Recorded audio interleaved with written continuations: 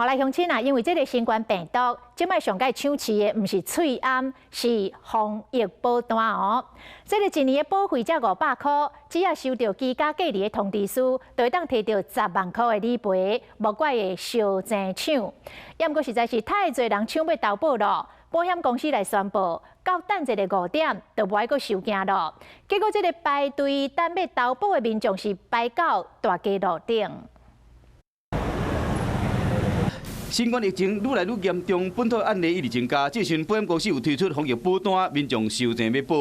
等于是有一些真的遇到的话，有一点可以补偿生活的一些需求啦。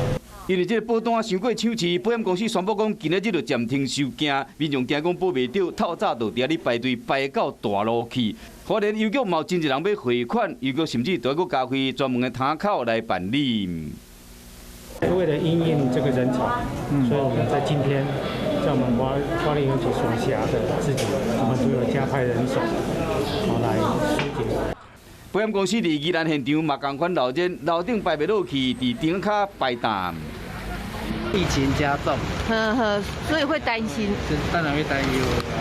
其实这个保单伫去年12月就开始卖啊，只是讲最近疫情有较严重，民众才会收钱要去买。